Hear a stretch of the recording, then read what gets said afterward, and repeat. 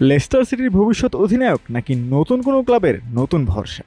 দলবদলের বাজারে এখন সবচেয়ে বড় প্রশ্নগুলোর একটি ঘুরপাক খাচ্ছে বাংলাদেশের ফুটবল তারকা হামজা চৌধুরীকে ঘিরে। একদিকে চ্যাম্পিয়নশিপের দুই ক্লাব শেফিল্ড ইউনাইটেড ও বার্মিংহাম সিটি তাকে দলে টানতে মরিয়া, অন্যদিকে লিগ ওয়ানে নেমে যাওয়া লেস্টার সিটি কোনোভাবেই নিজেদের অন্যতম সেরা খেলোয়াড়কে হাতছাড়া করতে চায় না।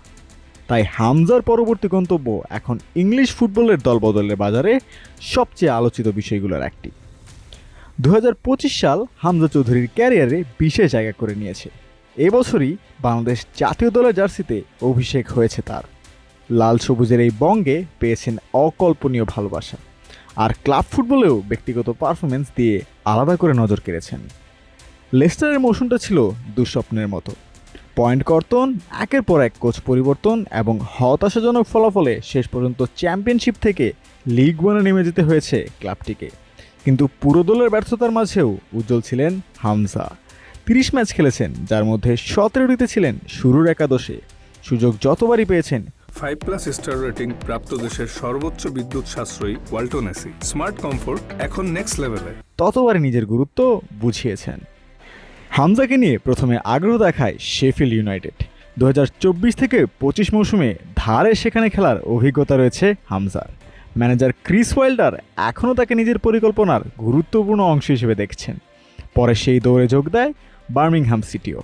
দলবদল নিয়ে কাজ করা বিভিন্ন ওয়েবসাইটের তথ্য অনুযায়ী জুড বেলিংহামের সাবেক ক্লাব হামজাকে দলে ভেড়াতে বেশ আগ্রহী। দুটি ক্লাবই বর্তমানে চ্যাম্পিয়নশিপে খেলছে, ফলে লিগ ওয়ানের বদলে আরও প্রতিযোগিতাপূর্ণ পর্যায়ে খেলার সুযোগ অপেক্ষা করছে হামজার সামনে। তবে লেস্টারের অবস্থানও পরিষ্কার, ক্লাবটি হামজাকে ছাড়তে চায় না, বরং খণ্ডকালীন দায়িত্ব পালনের পর এবার স্থায়ীভাবে অধিনায়কের আর্মব্যান্ড তার হাতে তুলে দেওয়ার পরিকল্পনাও রয়েছে।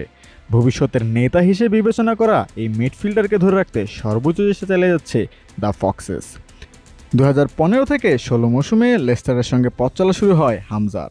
প্রথম 2 মৌসুম ধারে কাটান ব্রাইটন অ্যান্ড হোম অ্যালবিয়নে। এরপর লেস্টারে ফিরে ধীরে ধীরে নিজের জায়গা তৈরি করেন।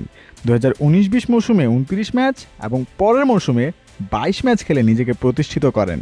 পরে ওয়াটফোর্ডে ধারে খেললেও 2023 থেকে 24 মৌসুমে 41 ম্যাচ খেলে লেস্টারকে প্রিমিয়ার লিগে ফেরানোর লড়াইয়ে গুরুত্বপূর্ণ ভূমিকা রাখেন।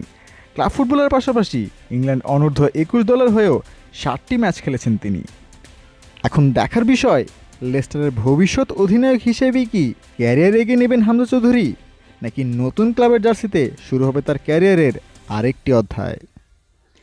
সিফাত আহমেদ, অন ফিল্ড।